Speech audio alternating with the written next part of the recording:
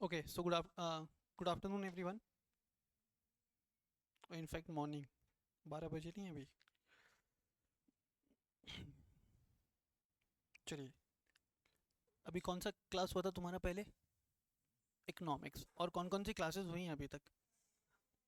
LR की classes हुई हैं. ओके. क्या क्या पढ़ाया गया एलआर में? हेलो. आप तो उस वाले बैच में आ रही थी ना, सुबह वाले में. उसमें करोगे तो ज़्यादा बेटर है. आप पढ़ रहे हो ऑलरेडी. कोई प्रॉब्लम नहीं है, इसमें भी कर सकते हो. हाँ, भूल गई. बहुत बढ़िया. कोई बात नहीं. चलिए, इसमें कर लीजिएगा आप कंटिन्यू. हाँ, क्या क्या चीज़ें पढ़ी अभी तक आपने? एलआर. ओके. क्या क्या पढ़ा एलआर के अंदर?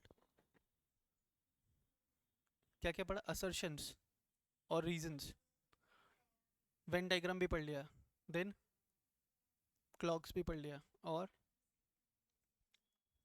मिसिंग नंबर्स भी कर लिया. ओके. तो C S E T law paper पेपर हम स्टार्ट करेंगे आज. ठीक है. So in order to start with this paper, क्या अपन को सिलेबस वगैरह का आइडिया है? देखिए, आप लोगों का सी एस इंस्टीट्यूट के साथ रजिस्ट्रेशन हो गया? एवरीवन? नहीं हुआ है. ओके. आप सभी जुलाई में देंगे exam? Okay.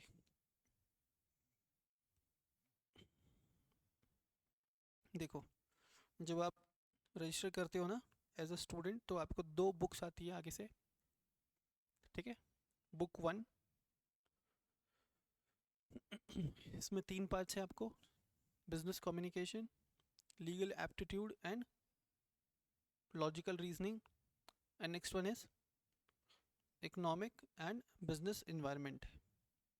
Similarly, book number two contains current affairs and quantitative aptitude. ठीक है. अच्छा, एक चीज़ मैं आपको सजेस्ट करूँगा. आप लोग में से कौन कौन न्यूज़पेपर नहीं पढ़ता है? Okay, very good. कोई भी नहीं पढ़ता है. तो आप न्यूज़पेपर पढ़ना स्टार्ट करो. Every one of you need to read newspaper on daily basis. जब अपन वो ऐसा करेंगे, तो ये वाला जो पेपर है अपना करंट अफेयर्स, इसको अपन एड्रेस कर लेंगे काफ़ी हद तक. ठीक है. तो घर पे आ रहा है न्यूज़पेपर या नहीं आ रहा है? नहीं आता है. तो हाउ विल यू रीड? तो व्हाट वी विल डू, हम आपको न्यूज़पेपर प्रोवाइड कराएंगे कल से. ठीक है. तो जो क्लास के बीच में जो गैप रहता है ना, उस गैप में सबको बैठ करके स्टडी करना है न्यूज़पेपर. ठीक है. और एक नोटबुक मेंटेन करनी है. तो कोई मेजर इवेंट्स अगर तुमको दिख रहा है न्यूज़पेपर में, वो तुमको नोट डाउन करके रखना है. वो आपके एग्जाम के लिए रिलेवेंट हो सकता है. तो सर, क्या करंट अफेयर्स की क्लास नहीं होगी? डेफिनेटली क्लासेस भी होंगी. उसके एडिशन में आप ये करो. क्लियर है? ओके. तो कितने सब्जेक्ट्स हैं टोटल? चार. ठीक है. सब्जेक्ट नंबर वन कौन सा है? Business communication. अब एक दिमाग में पहले क्वेश्चन आना चाहिए कि सी एस ई टी का सिलेबस अगर ऐसा है तो क्यों है? ठीक है. अगर हम लोग कोई सब्जेक्ट पढ़ रहे हैं सी एस ई टी में, तो क्यों पढ़ रहे हैं, क्यों पढ़ाया जा रहा है हमको? तो आपका subject number one is business communication. The question arises, हमको बिजनेस कम्युनिकेशन क्यों पढ़ना है? Any student? Any answer? क्यों पढ़ना रहेगा बिजनेस कम्युनिकेशन? देखो, आप कंपनी सेक्रेटरीशिप करने वाले, है ना? In order to be a good company secretary, in order to be a good company secretary, you need to have very good communication skills. ठीक है. अच्छा कंपनी सेक्रेटरी वही जिसका कम्युनिकेशन स्किल्स बहुत स्ट्रॉन्ग है, बहुत पॉजिटिव है, बहुत अच्छा है. होता क्या है, जो एक कंपनी सेक्रेटरी होता है ना, वो एक कंपनी का फेस होता है. Company secretary is the face of company. वो पूरे कंपनी को रिप्रेजेंट करता है. Company secretary represents the company. तो फेस ऑफ कंपनी कैसा होना चाहिए? डल, चुपचाप बैठने वाला, या smart with good communication skills? तो ये पूरे आपके कंपनी सेक्रेटरीशिप कोर्स में, चाहे आप ईटी में पढ़ रहे हो, चाहे आप एग्जीक्यूटिव में पढ़ रहे हो, आर्टिकल कर रहे हो, फाइनल्स कर रहे हो, आपको काम करना है, ठीक है, in order to become good CS. तो आप स्टार्ट कैसे करोगे? How will you start? First and foremost thing, आप कोशिश करिए अभी से, try to speak in English, ठीक है? सर हमें तो ना शर्म आती है, कोई दिक्कत नहीं है सर, हमें तो ना ऐसा दिक्कत आती है सर बोलने में, कोई प्रॉब्लम नहीं है। आज दिक्कत आ रही है, आज से 2 साल बाद दिक्कत नहीं आएगी, लेकिन आज अगर स्टार्ट नहीं करोगे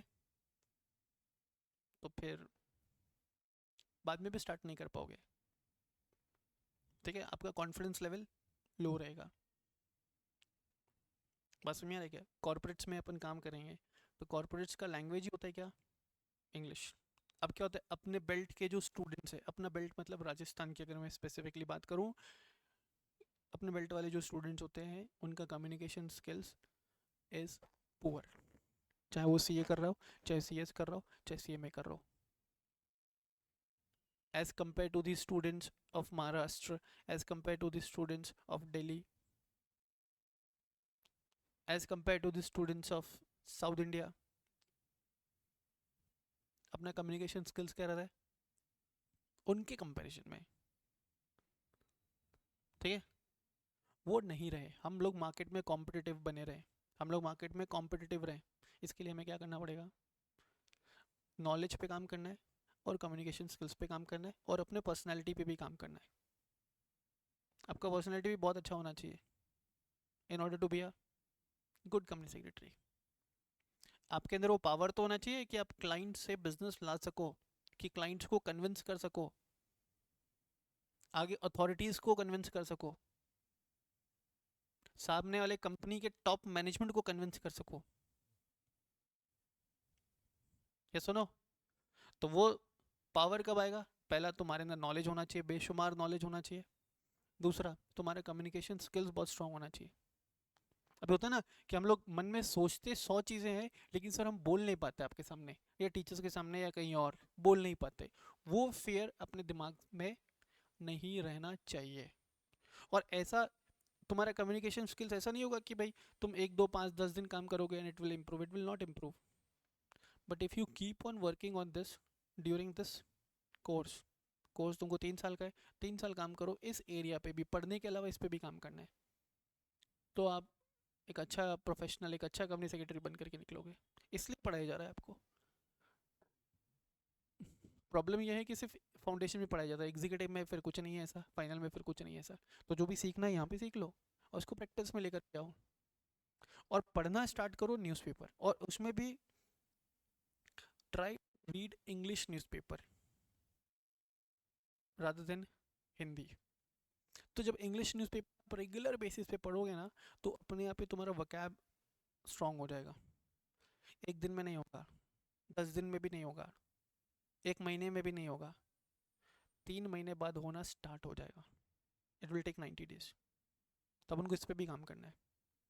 क्लियर है? नेक्स्ट पेपर आपको पढ़ाया जा रहा है legal aptitude. Legal aptitude is nothing but law. अच्छा, एप्टीट्यूड का मतलब क्या होता है? आपने टर्म सुना है पहले? एप्टीट्यूड का मतलब क्या होता है?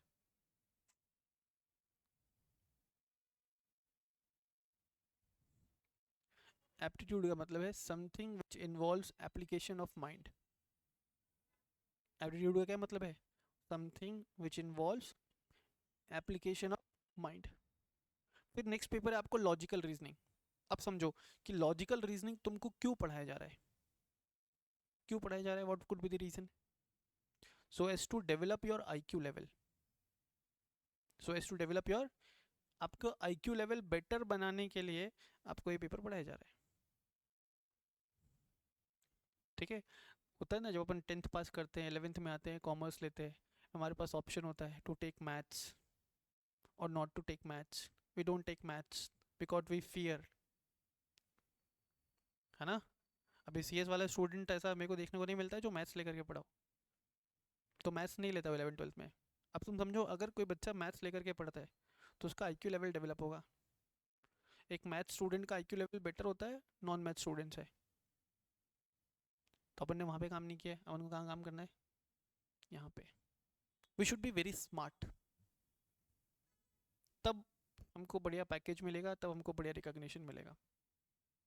नेक्स्ट पेपर है आपको इकोनॉमिक्स, ठीक है? इकोनॉमिक्स के बारे में आप ज़्यादा जानते हो रहेंगे मेरे से। And next one is business environment. आप एक्चुअली में कॉर्पोरेट्स के लिए काम करोगे, कंपनीज़ के लिए काम करोगे, और वो जो कंपनी अपना बिजनेस रन करेगी वो अपना बिजनेस रन करेगी in a particular environment, in a particular business environment. तो आपको बिजनेस इन्वायरमेंट का नॉलेज होना चाहिए। आपको क्या होना चाहिए?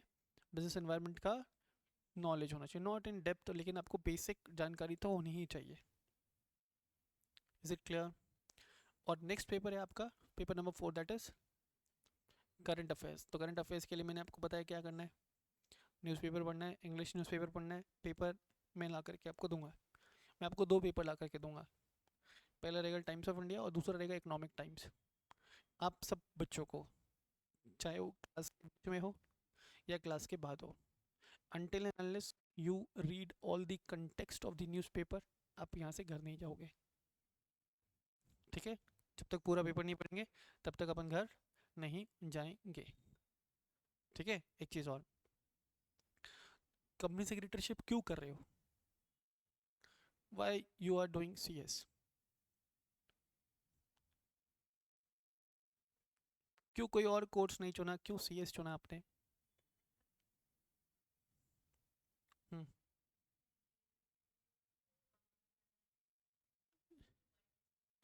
तुम्हारा ड्रीम है, तुमको बाहर जाना है, वर्ल्ड एक्सप्लोर करना है, तो उसके लिए दूसरे भी ऑप्शंस अवेलेबल थे। ओके, आप क्यों करना है CS? पहले मुझको पता होना चाहिए ये बेस्ट है। किसने कहा? कहीं पढ़ा? कहाँ पढ़ा? गूगल? स्कूल में आए थे? चैप्टर ऑफिस से? कौन आए थे स्कूल में? सेमिनार लेने आए थे? अच्छा, कौन कौन आए थे? अच्छा, नाम नहीं बता के गए? तुमको नाम ही याद नहीं है? ऐश्वर्या सर आए होंगे, ऐश्वर्या त्रिपाठी, एक दो मैम आई होंगी साथ में। सर ही आए थे? ओके। तो 11th में डिसाइड कर लिया था तुमने। What about you? आपका ड्रीम है CS में, पर CS क्यों बनना है?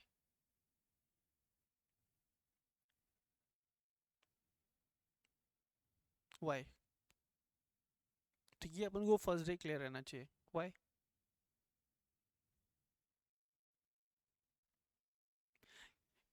यस।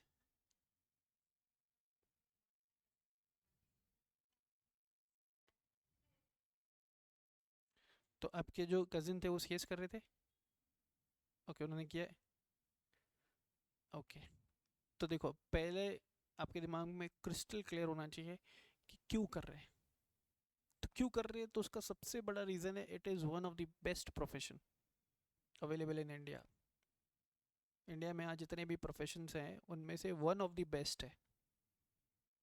नेम, फेम, पैसा, तीनों चीज़ें। नेम, फेम, पैसा।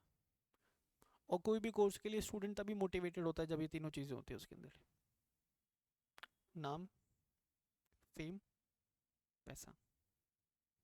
लेकिन नेम, फेम और पैसा किसको मिलता है? क्या हर एक CS को मिलता है? नो। क्या हर एक को मिलेगा? Not possible. तुम लोग छोटे थे तो एक थ्योरी पढ़ा होगा तुमने साइंस में, डार्विन्स थ्योरी पढ़ा था? सर्वाइवल ऑफ द फिटेस्ट, पढ़े हो? क्या मतलब था उसका? जो सबसे बेस्ट है वो सर्वाइव करेगा। क्या था? जो सबसे बेस्ट है वो सर्वाइव करेगा। Survival of the fittest. तो you have to be the fittest, you have to be the best, तब जा करके आपको तीनों चीज़ें मिलेंगी। नाम भी मिलेगा, शोहरत भी मिलेगी और पैसा भी मिलेगा। ठीक है, अब बेस्ट बनने के लिए क्या करना है? अभी समझो आज तुम लोग जितने भी स्टूडेंट्स हो सकता है कि आज सब एक दूसरे के फ्रेंड्स हो, है ना? नेक्स्ट लेवल में भी फ्रेंडशिप रहे, उसके नेक्स्ट लेवल में भी फ्रेंडशिप रहे, तुम सब सीएस बन गए मान लो, और एक कंपनी में वैकेंसी आई, मान लो रिलायंस में वैकेंसी आई सीएस की, और वहाँ पे पोजीशन है एक, और एप्लीकेशंस लगाने वाले हैं मान लो 200 लोग, पोजीशन कितनी है? एक। 200 में से कौन जाएगा? You have to be that one person. आपको दिमाग में ये चीज़ रखो कि मुझे वो पर्सन बनना है। तो जब आपके दिमाग के अंदर ये चीज़ें रहेंगे तब आपका मेहनत उसके हिसाब से होना चाहिए। और जब आप बहुत मेहनत करोगे, ठीक है, अच्छी प्लानिंग करोगे, बहुत मेहनत करोगे, अपने पर्सनैलिटी पे काम करोगे, तो होता है ना कि बिल्कुल एक स्काई रॉकेट की स्पीड से आप लोग बढ़ोगे ये प्रोफेशन में। ये बहुत बेस्ट प्रोफेशन है अगर स्टूडेंट में कैलिबर है। समझ में आ रहा है क्या? तो आपको ये पूरे प्रोसेस के दौरान खुद में वो सारी चीज़ें डेवलप करनी है। ठीक है, आपको दिमाग में रखना है I have to be the best, I have to be the best, I have to be best. सिर्फ रखना नहीं है, उसके लिए एफर्ट्स भी लगाने हैं। जब आप ईटी लेवल पे पढ़ रहे हो तो एफर्ट्स का लेवल कम होता है क्योंकि स्लाइटली ईजी लेवल है। जब आप एग्जीक्यूटिव पढ़ते हो तो लेवल बढ़ता है, वहाँ पे तुमको बहुत मेहनत करना है। जब आप ट्रेनिंग करते हो आपको अच्छे से काम करना है। जब फाइनल्स करते हो तो आपको बहुत ज़्यादा मेहनत करनी है। सीएस का एवरेज पैकेजेस कितना रहता है? सीएस का एवरेज पैकेज कितना है? 6 to 7 lakhs। ठीक है, वो एवरेज है। कोई 12 लाख पे भी जाता है, कोई 5 लाख पे भी जाता है, कोई 15 लाख पे भी जाता है, लेकिन कोई करोड़ों में भी जाता है। बहुत सारे कंपनी सेक्रेटरीज हैं इंडिया में जिनका पैकेज करोड़्स में है। ठीक है, एक डेटा तुमको दिखाता हूँ।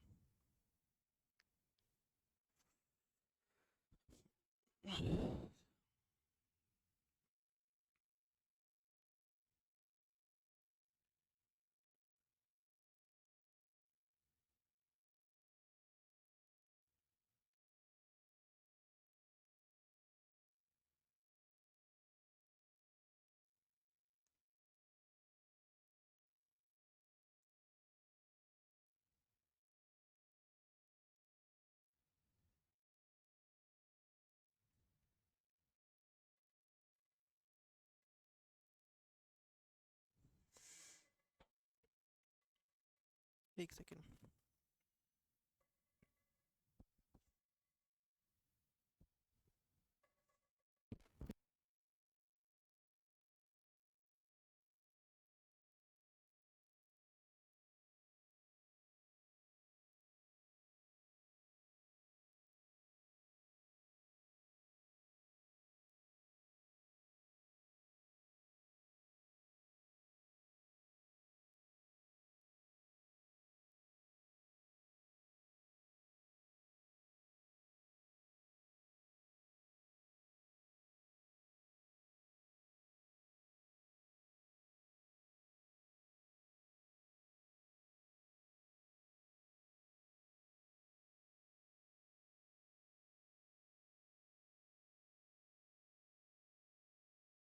पे डेटा दिया नहीं है। जो इनका जो चीफ जो हेड है company secretary Hindustan Unilever limited, इस package is near about 14 CR। कितना? 14 CR, लेकिन वो एक ही बंदा है। तुमको एक बनना है। इस प्रोफेशन में इतना पोटेंशियल है। ठीक है, इस प्रोफेशन में इतना पोटेंशियल है कि आप यहाँ तक उड़ सकते हो। तुम पे डिपेंड करता है कि कहाँ तक जाना है। ठीक है, तुम्हारा बैंडविथ, बैंडविथ समझते हो? तुम्हारा रेंज, तुम डिसाइड करोगे ये प्रोफेशन में। क्लियर? तो हर एक छोटी छोटी चीज़ों पे आप काम करिए अलॉन्ग विद दी स्टडीज़। ठीक है, along with the studies, communication skills, overall personality, क्योंकि यही काम आएगा। ठीक है, knowledge plus good communication in order to become a good company secretary and you have to be the best। आज मुझसे पढ़ रहे हो, 5 साल के बाद मुझसे भी बेटर करना है। ठीक है, मेरे को भी बोलने के लिए ऐसा रहे कि और ये स्टूडेंट मेरे से पढ़ी थी, आज मुझसे भी बेटर कर रही है। पॉजिटिव एग्जाम्पल सेट करना है। Is it clear? तो your mind should be very much clear. Clear? फिर ये जो पेपर है, ये जो आपका कोर्स है, मोर और लेस ये लॉ बेस्ड कोर्स है। ठीक है, लॉ बेस्ड कोर्स है, आपको दुनिया भर के लॉज पढ़ने हैं। ईटी लेवल पे कम होता है, एग्जीक्यूटिव लेवल से आप मेनली पढ़ना स्टार्ट करते हो, that will go on to the level of finals. ठीक है, अब जब आप लॉ पढ़ रहे हो ना, तो लॉ पढ़ने का अपना एक तरीका है जो मैं आपको सिखाऊंगा ईटी लेवल पे, और जो आपको एग्जीक्यूशन में लाना पड़ेगा एग्जीक्यूटिव लेवल पे। क्योंकि अभी तो अपन फर्स्ट टाइम ही ये सब्जेक्ट पढ़ रहे हैं ना, अभी अपन फर्स्ट टाइम पढ़ रहे हैं ईटी लेवल पे। सॉरी, अगर आप फर्स्ट टाइम पढ़ रहे हो ईटी लेवल पे, तो जो भी चीज़ें जैसे मैं पढ़ा रहा हूँ आप कोशिश करिए मेरा तरीका अपनाने का। ठीक है, मैं कोई भी सेंटेंस पढ़ रहा हूँ तो उसको कैसे समझा रहा हूँ, क्या समझ रहा हूँ, कोशिश करिए मेरे को कॉपी करने का। तो अपना जो जर्नी है वो आसान हो जाएगा। किस पे? एग्जीक्यूटिव लेवल पे। क्लियर है? चलो स्टार्ट करें। ओके, नोटबुक के अंदर एक हेडिंग लगाओ। अपन कौन सा सब्जेक्ट स्टार्ट कर रहे हैं? Legal aptitude. ठीक है, हेडिंग लगाइए लीगल एप्टीट्यूड। अच्छा, एक चीज़ और, अगर तुमको कोई भी चीज़ समझ में नहीं आती है, मन में कोई भी द्वेष रहता है, ठीक है, कम ज़्यादा लगता है, ठीक है, you should ask to your teacher. अपना कम्युनिकेशन स्किल पे अपन काम करना स्टार्ट करेंगे कब से? आज से, अभी से। कैसे? और टीचर से ही क्वेश्चनिंग करेंगे पहले अपन। कब? जब कोई चीज़ हमको समझ में नहीं आ रही है। Is it clear? ओके, तो हेडिंग लगाओ। पेपर नेम इज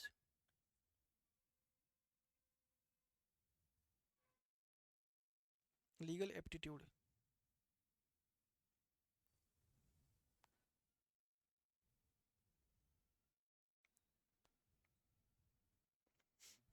और इन शॉर्ट मैं बात करूँ तो लॉ। आज की क्लास में सिर्फ अपन एक जनरल डिस्कशन करने वाले हैं सब्जेक्ट के ऊपर। ठीक है, अब मुझे बताओ, लॉ वर्ड सुना है तुम लोगों ने पहले? Have you ever heard this term law? हाँ, कहाँ सुना है? मूवीज़ में। ठीक है, हमने सुना है कि लॉ का मतलब ना क्या होता है? कानून। और कानून के रिस्पेक्ट में हमने सुना है कि कानून के हाथ। बस इतना पता है सर, इसके अलावा कुछ नहीं पता है। इसके अलावा कोई और चीज़ पता है? इसके अलावा कोई और चीज़ मालूम है अपन को? नहीं। तो देखो लॉ क्या होता है। आज तुम लोग को क्लास का शेड्यूल दिया गया था ग्रुप में। ओके, क्या शेड्यूल दिया था? पहले तुम्हारा इकोनॉमिक्स की क्लास है, और फिर, और वो शेड्यूल के हिसाब से ही तुम क्लास में आए। शेड्यूल के हिसाब से ही तुम लोग क्लास में आए। क्या लॉ नहीं है? क्या लॉ नहीं है? क्लास में आए, शांतिपूर्वक बैठ करके मेरी सारी बातें आप सुन रहे हो, क्या लॉ नहीं है? किसी के मन में आ रहा होगा क्या यार बकवास चल रहा है यहाँ पे, चलो यहाँ से निकलते हैं, कुछ खा पी के आते हैं, आज शाम को मूवी जाते हैं, दिमाग में चल रहा होगा तुम लोगों को। अरे यार आज तो 2 घंटा रील स्क्रॉल भी करना है। स्टिल आप मेरी बातें ध्यान, मतलब तुम लोग भले एक्ट कर रहे हो, बैठे हो ना क्लास के अंदर शांतिपूर्वक, क्या लॉ नहीं है? तो सवाल उठता है कि है क्या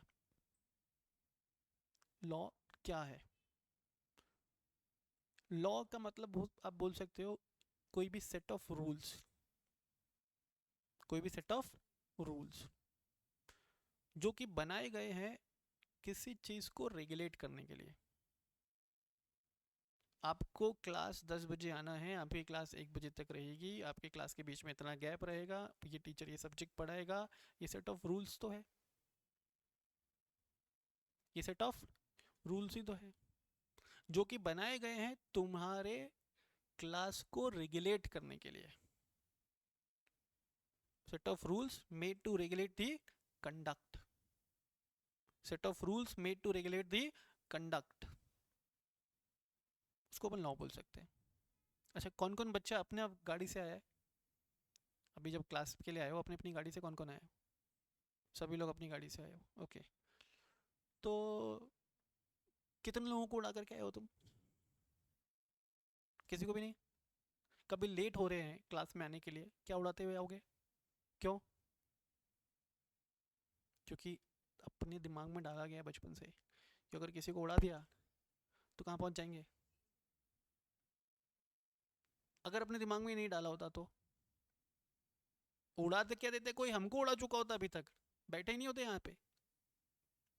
अच्छा, गुस्सा किसको बहुत तेज आता है? एक बार मेरा दिमाग खराब हुआ ना सर, फिर तो मैं किसी को भी नहीं देखती हूँ। है कोई ऐसा? है? हाँ, जो ज़्यादा पतले लोग होते हैं ना उनको ज़्यादा गुस्सा आता है। गुस्सा आता है तेरे को बहुत? What's your name? वंशिका। तो आज तक के जीवन में सबसे खतरनाक चीज तुमने क्या की है गुस्से में? क्या करती हो? हाथ में जो भी आता है वो फेंक देती है। ओ, किसी को मतलब ऐसा बहुत गंदा गुस्सा किस पे किया आज तक? भाई बहन पे? कभी ऐसा मन में आता है कि यार इसको तो ना मैं जान से मार दूं? आता है। पर ये नहीं मार रही है क्योंकि इसको डर है कि अगर इसने जान से मार दिया तो क्या हो जाएगा? जेल। क्या है ये? कहाँ लिखा है? कहाँ लिखा है? लॉ में लिखा हुआ है, set of rules to regulate the conduct of person like Vanshika. नहीं तो गुस्से में तो किसी को भी मार दे। मेरे को भी बहुत तेज गुस्सा आता है। कोई स्टूडेंट पढ़ते समय कोई बेवकूफ़ी भरे सवाल पूछता है ना, या मोबाइल चलाता है या कहीं और व्यस्त होता है, मुझे बहुत गुस्सा आता है उसके ऊपर। मेरा मन करता है कि इसको मैं जान से मार दूँ, पर मैं क्या ऐसा कर सकता हूँ? क्यों? मुझे भी पता है, it is written somewhere in law कि अगर मैंने किसी को मारा, किसी को जान से मारने, किसी की जान लेने की राइट्स नहीं है मेरे पास, अगर मैंने ऐसा किया तो मुझे जेल होगा, मुझे इम्प्रिजनमेंट होगा। यस और नो? अच्छा, सीएस पढ़ने के लिए सीएसीटी करना पड़ता है, एग्जीक्यूटिव करना पड़ता है, आर्टिकलशिप करना पड़ता है, फाइनल का एग्जाम पास करना पड़ता है, मेंबरशिप के लिए अप्लाई करना पड़ता है, दूसरे 3-4 ट्रेनिंग्स करने पड़ते हैं, तब जाकर के अपन कंपनी सेक्रेटरी बनता है। ऐसा लिखा हुआ है लॉ में। अगर ऐसा नहीं लिखा होता तो तुम मेरी क्लास थोड़ी ना कर रहे होते। सीएस बनने के लिए क्या क्या करना पड़ेगा वो लिखा हुआ है, डॉक्टर बनने के लिए क्या क्या चीजें करनी है वो लिखा हुआ है, इंजीनियर बनने के लिए क्या क्या चीजें करनी है लिखा हुआ है, सीए बनने के लिए क्या क्या चीजें करनी है वो लिखा हुआ है। अदरवाइज नहीं लिखा होता तो आज मैं सीए, कल मैं सीएस, परसों डॉक्टर, उसके अगले दिन इंजीनियर, उसके अगले दिन आर्किटेक्ट, उसके अगले दिन खुद ही जज बन जाता, खुद ही क्राइम करता, खुद ही एडवोकेट बनता और खुद ही खुद के अगेंस्ट फैसला सुनाता और खुद को रिहा कर देता। हाँ या ना? हाँ या ना? हाँ सर। तो हम सभी रेगुलेट किए जा रहे हैं, we are being regulated through laws. एक सिविलाइज्ड सोसाइटी बनाने के लिए कानून की जरूरत पड़ती है, और जहां पे कानून नहीं होता ना उसको अपन जंगल बोलते हैं। ये सुनो, अगर जहाँ पे लॉज नहीं होते उसको अपन क्या बोलते हैं? जंगल। जंगल का कोई कानून नहीं होता। तुमने शेर को मारा, इज अ क्राइम। शेर ने तुमको मारा, उसका ब्रेकफास्ट हो गया या लंच हो गया या डिनर हो गया, एज द केस में भी। जंगल के लिए कोई कानून नहीं है, कानून इंसानों के लिए। Is it clear? और अगर इंसानों के लिए कानून ना हो, हम फिर वही हजारों साल पहले चले जाएंगे जब हम लोग, समझ रहे हो, बिना कपड़ों के जंगल में रहते थे और जानवर को मार करके खाते थे, हंटिंग करते थे, वो ज़माने में चले आएंगे। समझ में आ रहे हैं क्या? We will be as equivalent to animals. Animal से भी खतरनाक हो जाएंगे हम लोग अगर क्या नहीं हो, लॉज नहीं हो। Is it clear? तो क्या मतलब है लॉ का? इन जनरल अगर अपन बात करें, लिखेंगे बच्चे, लिखिए in general,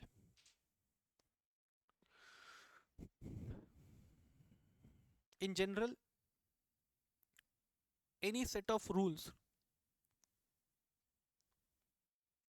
any set of rules made to regulate the, any set of rules made to regulate the conduct of persons,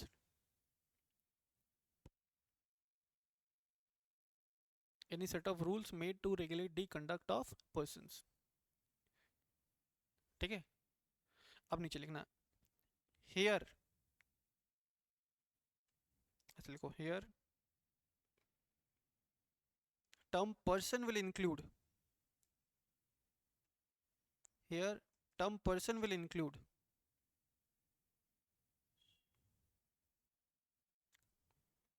here term person will include, पहला लिखना an individual,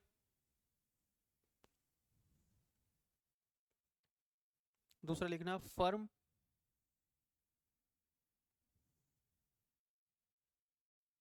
तीसरा लिखना कंपनी,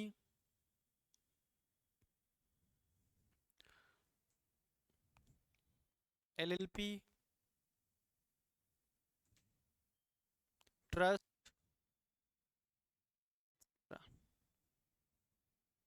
तो देखो यहाँ पे पर्सन कौन कौन, तो हमको रेगुलेट करने के लिए बहुत सारे लॉज बनाए गए। कंपनी को रेगुलेट करने के लिए कंपनीज एक्ट बनाया गया है। पार्टनरशिप फर्म को रेगुलेट करने के लिए पार्टनरशिप एक्ट बनाया गया है। एलएलपीज को रेगुलेट करने के लिए एलएलपी एक्ट बनाया गया है। ट्रस्ट को रेगुलेट करने के लिए ट्रस्ट एक्ट बनाया गया है। मेरी बात समझ में आ रही है क्या? मेन पर्पस क्या है? To regulate. मेन पर्पस क्या है? To regulate. तुम इसको सोच के देखो, आज क्या तारीख है? 30 अप्रैल। 30 अप्रैल 2025 को के शाम को मोदी जी आते हैं न्यूज़ चैनल पे 8 बजे, और वो एक अनाउंसमेंट करते हैं। वो बोलते हैं कि अगले 10 मिनट के लिए भारत में कोई भी कानून एप्लीकेबल नहीं है। सिर्फ 10 मिनट, 8 बजे से 8:10 तक no laws whatsoever will be applicable in India. क्या होगा बताओ?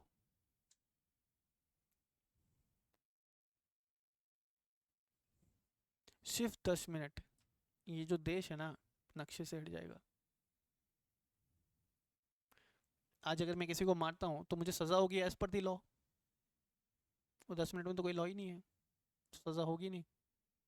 सिर्फ 10 मिनट के लिए अगर लॉज हटा दिए जाए, व्हाट विल हैपन? या वर्ल्ड के मैप से इंडिया ही हट जाएगा। कभी ऐसा सोच के देखो, इतना इंपॉर्टेंट सब्जेक्ट है, इतना इंपॉर्टेंट मैटर है, इतना इंपॉर्टेंट एरिया ऑफ डिस्कशन है लॉ का, इतना इंपॉर्टेंट रखता है लॉ हमारे जीवन में। बस मेरे क्या, आप घर में रहते हो तो आपके घर के कुछ रूल्स कायदे कानून होंगे। रात को बाहर घूमना किस किस के घर में अलाउड है? 11 बजे बाद तुम्हारा मन किया कि और चलो चाय पी के आते हैं, रात को 11 बजे बाद तुमने मम्मी को बोला कि ये मम्मी मैं वहाँ पे जाके आ रही हूँ या आ रहा हूँ, अलाउ करेंगे? क्या बोलेंगे? नहीं जाना है। तुमने बोला "हट, आप होते कौन है मुझे ऐसा बोलने वाले, मैं जाऊँगा या मैं जाऊँगी"? What will happen? They will punish. और बोलेंगे अगर हमारे घर में रहना है तो कायदे कानून फॉलो करना पड़ेगा। अपनी मर्जी नहीं चला सकते। अपनी मर्जी चलानी है तो घर से बाहर निकल जाओ। यस और नो? तुम्हारे घर के भी लॉस हैं। We should respect our elders, सिखाया जाता है बचपन से।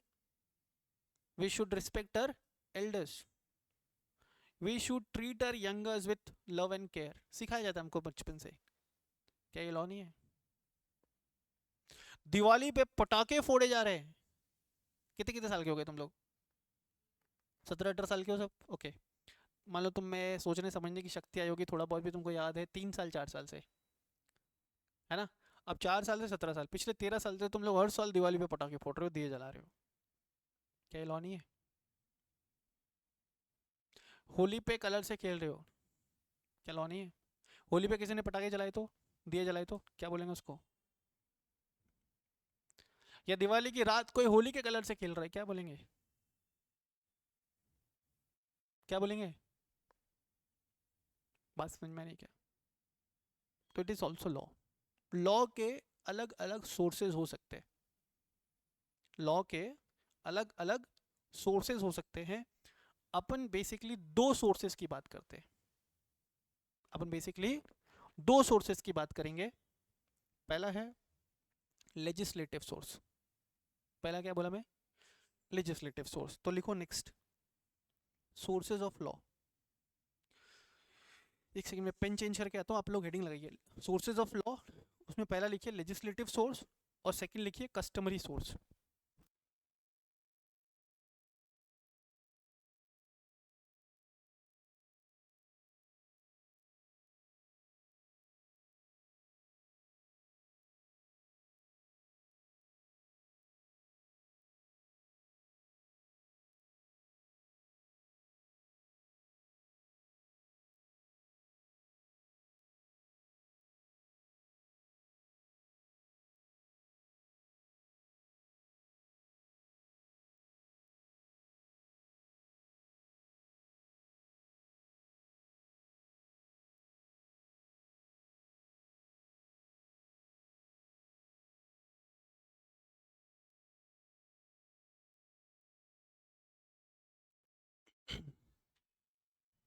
लिखा sources of law.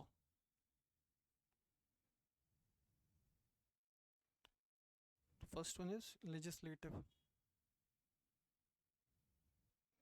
Second one is customary. अब कस्टमरी क्या होता है? कस्टमरी का मतलब है कस्टम्स, ट्रेडिशंस, ठीक है, जो एक लंबे समय से फॉलो की जा रही है। फॉर एग्जाम्पल दिवाली पे पटाखे फोड़ना, होली पे कलर से खेलना, रक्षाबंधन पे राखी बांधना, ये सब क्या है? कस्टमरी सोर्सेज है। संडे को ऐसा बिल्कुल चिल करना, क्या है ये?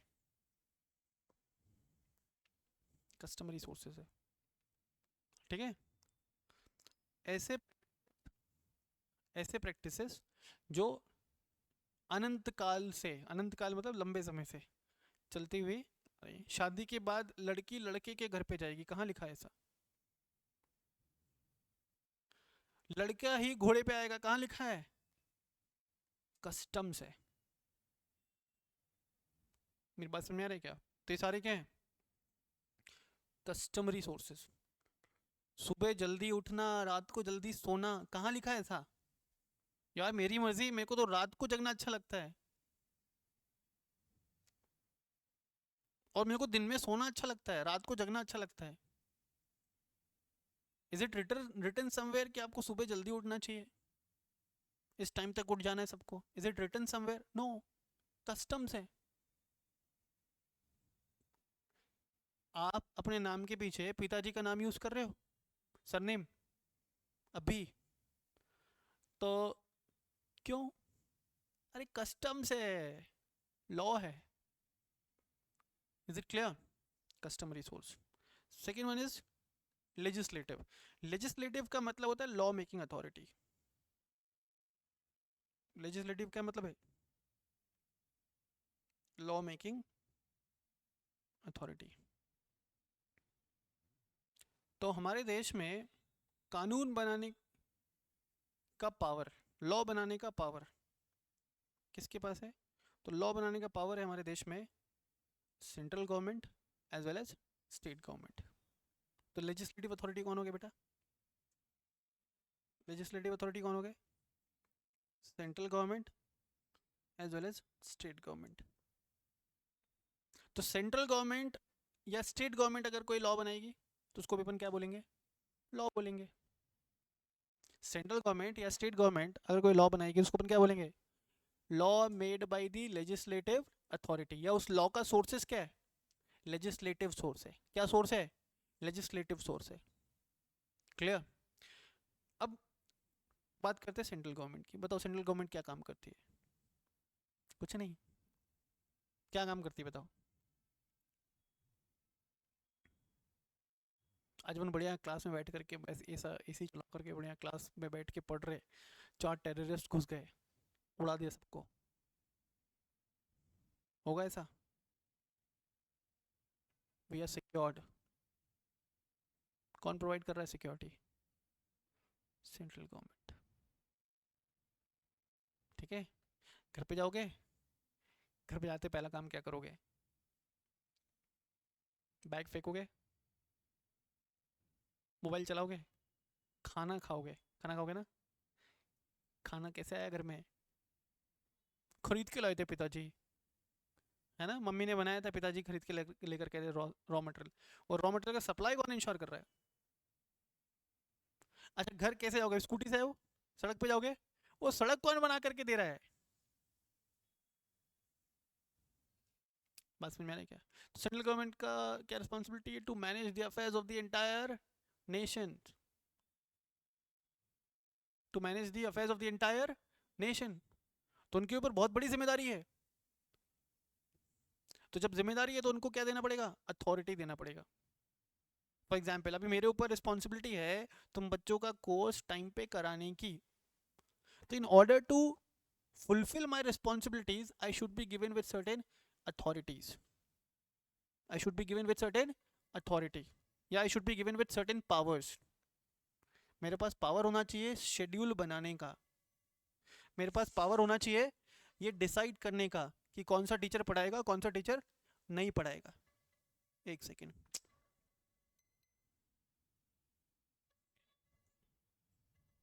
ये बैच कैसे चलेगा वो डिसाइड करने का मेरे पास पावर होना चाहिए, तभी तो मैं तुम्हारा सिलेबस करा पाऊंगा।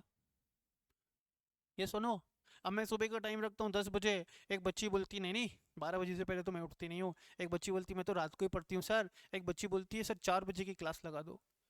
क्या सिलेबस हो पाएगा। एक बच्ची बोलती है पहाड़ों पे क्लास लगाओ sir, whether it would be possible, no. तो अगर मेरे ऊपर कोई जिम्मेदारी है तो जिम्मेदारी को फुलफिल करने के लिए, रिस्पॉन्सिबिलिटीज को फुलफिल करने के लिए मेरे पास अथॉरिटी होना चाहिए, मेरे पास पावर होना चाहिए। सिमिलरली सेंट्रल गवर्नमेंट के ऊपर रिस्पॉन्सिबिलिटी है to manage the affairs of the entire nation. Thus, they have been given with the authority to make laws. बात समझ में आ रहा है। स्टेट गवर्नमेंट के ऊपर भी जिम्मेदारी है to manage the affairs of the state. Similarly state government के पास पावर है to make laws on different subject matters. ठीक है। सेंट्रल गवर्नमेंट जो लॉ बनाएगा उसको अपन बोलते हैं सेंट्रल लॉज। क्या बोलते हैं, सेंट्रल लॉज। स्टेट गवर्नमेंट जो लॉज बनाएगा उसको अपन बोलेंगे state laws.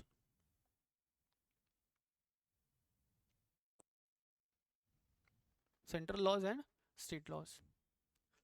State laws applicable होता है, it is applicable only for a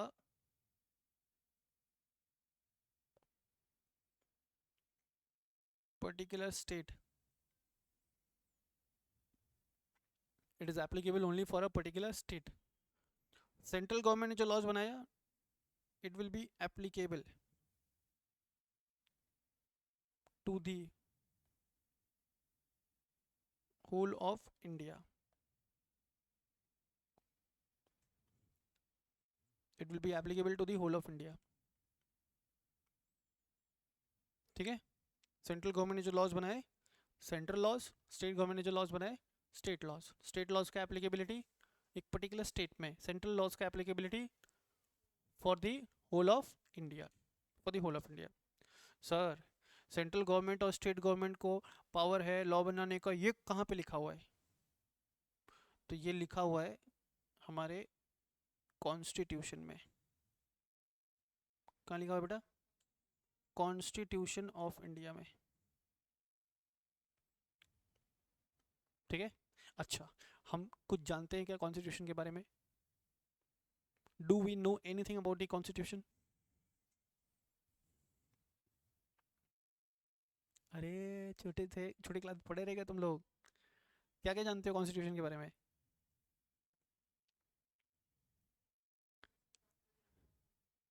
constitution draft किया था डॉक्टर भीमराव अम्बेडकर जी ने, उनकी कमेटी ने, ओके। और that committee was being headed by Bhimrao ji. What else? क्या नाम है तुम्हारा? स्नेहा। ठीक है। अब मान लो कि आज तुम पढ़ने के लिए आई हो, ठीक है, क्लास के एंड में मैं तुम्हारे पास जाता हूँ और बोलता हूँ कि तुमको ये कोर्स करने की ज़रूरत नहीं है। अगर तूने सोचा भी ना सीएस करने का, तो मैं इतना तुझे जान से मार दूंगा। What will you do? इस बच्ची को बोलता तुम कहाँ रहती हो? गुलाबबाड़ी, धोलाबाटा रहती हो, ओके। मान लो कि मैं इस बच्चे के घर पे गया और मैंने बोला कि आज का डेट नोट कर ले, तो 30 अप्रैल 2025, आज के बाद अपने घर से बाहर मत निकलना। जैसे तू घर से बाहर निकलेगी मैं तुझे जान से मार दूंगा। एक को पढ़ने से मना कर दिया, एक को घर से बाहर से निकलने से मना कर दिया। तीसरी बच्ची, क्या नाम है तुम्हारा? वंशिका। वंशिका के घर पे गया फिर मैंने उसको बोला कि आज से खाना खाने की ज़रूरत नहीं है। जैसे मैं तुमको देखा एक भी निवाला मुंह में रखते हुए, आई विल शूट यू। तीसरे को मैंने खाना खाने से मना कर दिया। नताशा आगे। जसवानी, इसके फिर घर पे गया मैंने बोला तुझे ना कल से क्रिश्चियनिटी अडॉप्ट करना पड़ेगा। नताशा जसवानी से तुम्हारा नाम जैज हो जाएगा, and you have to adopt Christianity. तुम्हारे दिमाग में आ रहा हो ना कि आदमी पागल हो गया है, कैसी बातें कर रहा है, इसको पढ़ने से रोक रहा है। मैं रोक सकता हूँ क्या इसको पढ़ने से? नहीं, इसको पढ़ने का राइट कॉन्स्टिट्यूशन देता है। सुनना ध्यान से, कॉन्स्टिट्यूशन दे रहा है। इसको कोई भी रिलीजन प्रैक्टिस करने का राइट कॉन्स्टिट्यूशन दे रहा है। तुमको किस लिए रोका था? इसको right to move freely anywhere in the country constitution दे रहा है। मैं कौन होता हूँ इसका मूवमेंट रोकने वाला? मेरी बात समझ में आ रहा है क्या? तो हम मुझे ये पढ़ाने का अधिकार कॉन्स्टिट्यूशन दे रहा है। तो कॉन्स्टिट्यूशन क्या करता है? कॉन्स्टिट्यूशन हमारे देश का सुप्रीम डॉक्यूमेंट है। क्या है? लिख लो, sorry. It is the supreme document of our country. It is the supreme document of our country. Supreme का मतलब क्या होता है? सबसे ऊपर, इसके ऊपर कुछ भी नहीं। तो आपने इंडिया सुना रहेगा ना, India is a country of diversity. बहुत सारे religion, caste, creed, religious faith के लोग रहते हैं। They have their own set of ideologies. कोई गीता में मानता है, कोई कुरान में, कोई बाइबल में। इन सबसे ऊपर है कॉन्स्टिट्यूशन। इंडिया में कोई भी पर्सन, कोई भी एंटिटी किसके ऊपर नहीं है? कॉन्स्टिट्यूशन के ऊपर नहीं है। तो कॉन्स्टिट्यूशन हमारे पावर्स, हमारे राइट्स डिफाइन करता है, इतना समझो। It is the supreme document of our country. It is the supreme document of the country. Constitution power दे रहा है सेंट्रल गवर्नमेंट को, स्टेट गवर्नमेंट को। कॉन्स्टिट्यूशन पावर दे रहा है किसको? सेंट्रल गवर्नमेंट को और स्टेट गवर्नमेंट को, कि वो क्या कर सकते? लॉज बना सकते हैं ऑन डिफरेंट सब्जेक्ट मैटर्स। ठीक है। कॉन्स्टिट्यूशन में कितने आर्टिकल्स हैं? आज की डेट में 448 आर्टिकल्स हैं। और इसमें एक आर्टिकल है,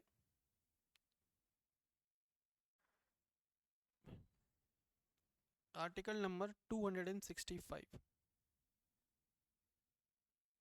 ठीक है, आर्टिकल नंबर 265। कॉन्स्टिट्यूशन क्या कर रहा है? कॉन्स्टिट्यूशन क्या कर रहा है? पावर दे रहा है किसको? सेंट्रल एंड स्टेट गवर्नमेंट को। एक और आर्टिकल नंबर आता है, आर्टिकल नंबर 245, 265 पे आऊंगा मैं भी। 245 पावर देता है किसको? सेंट्रल गवर्नमेंट को और स्टेट गवर्नमेंट को। आर्टिकल नंबर 240 गिव्स पावर किसको? Central as well as they can make laws, they can make laws on different subject matters. Article 245 of the constitution gives power. तो तुम्हें नहीं लगता कि गवर्नमेंट इज पावर? एक second यार, hello.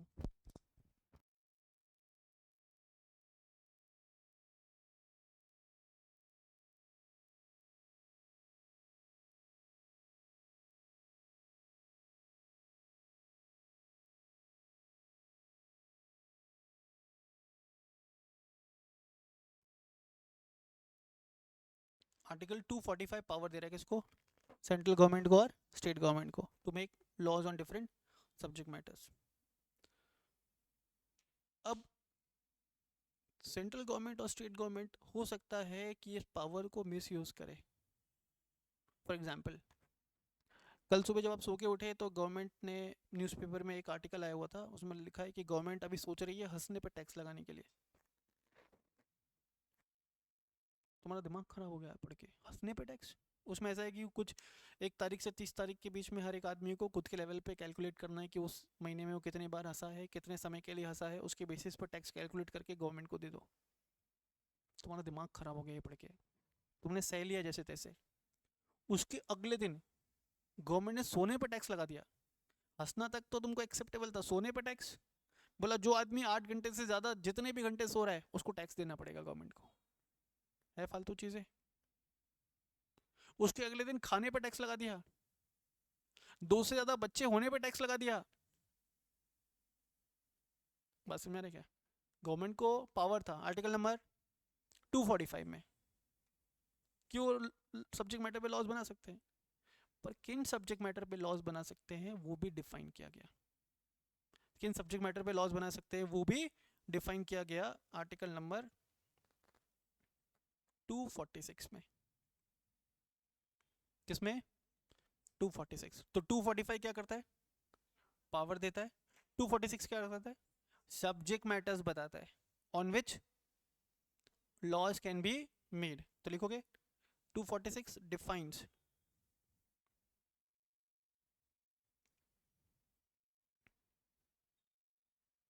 subject matter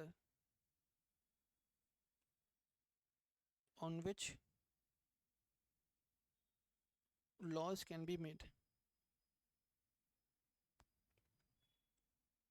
246 एक और ऐड करना, read along with schedule 7।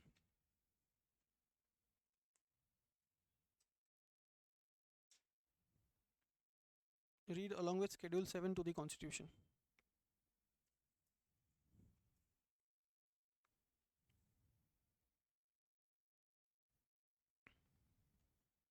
read along with schedule 7 to the constitution।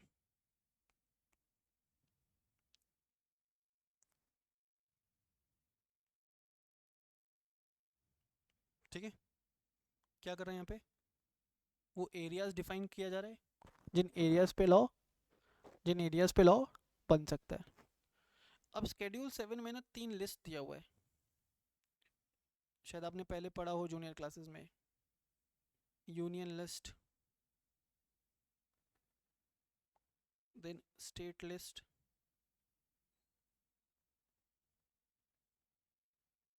Then concurrent list. पढ़ा है? तो यूनियन लिस्ट में जो सब्जेक्ट मैटर्स है उस पर लॉ बनाता है सेंट्रल गवर्नमेंट। स्टेट लिस्ट में जो सब्जेक्ट मैटर्स हैं उस पर लॉ बनाता है state government. For example union list में आता है डिफेंस, रेलवेज। स्टेट लिस्ट में आता है आपको एजुकेशन, ठीक है, हेल्थ केयर। कॉन्करेंट लिस्ट में जो सब्जेक्ट मैटर्स हैं उनमें दोनों बना सकते हैं, central government as well as state government. New room में central government as well as state government. ठीक है, चलो तो अभी तक क्या समझ में आया? लॉ का मतलब इन जनरल क्या बताया सर ने? Set of rules to regulate the conduct. फिर सर ने बताया लॉ के दो सोर्सेस, पहला कस्टमरी, दूसरा लेजिस्लेटिव। कस्टमरी मतलब कस्टम्स और ट्रेडिशंस जो लंबे समय से चलते हुए आ रही हैं। दूसरा लेजिस्लेटिव, लेजिस्लेटिव मतलब लॉ मेकिंग अथॉरिटीज़ ने जो लॉ बनाया। लॉ मेकिंग अथॉरिटी कौन कौन? Central government, state government. Central government ने जो लॉ बनाया सेंट्रल लॉज, स्टेट गवर्नमेंट ने जो लॉ बनाया स्टेट लॉज। इनको पावर कहाँ से मिला लॉ बनाने का? कॉन्स्टिट्यूशन ऑफ इंडिया से। कॉन्स्टिट्यूशन ऑफ इंडिया का आर्टिकल नंबर 245 पावर दे रहा है किसको? सेंट्रल गवर्नमेंट को और स्टेट गवर्नमेंट को। क्या करने के लिए? लॉज बनाने के लिए। आर्टिकल नंबर 246 क्या कर रहा है? डिफाइन कर रहा है subject matters on which laws can be made. Article 246 को पढ़ेंगे किसके साथ? शेड्यूल 7 के साथ। शेड्यूल 7 में 3 लिस्ट है। पहला यूनियन लिस्ट में वो सब्जेक्ट मैटर जिसमें सेंट्रल गवर्नमेंट लॉज बनाएंगी। स्टेट लिस्ट में वो सब्जेक्ट मैटर जिसपे स्टेट गवर्नमेंट लॉ बनाएगी। कॉन्करेंट लिस्ट में वो सब्जेक्ट मैटर जिसपे both central as well state government can make laws. क्या यहाँ तक की कहानी क्लियर है? चलो इसके आगे टू बी कंटिन्यूड कल करेंगे। ठीक है, चलिए आज की क्लास यहीं तक। Thank you so much.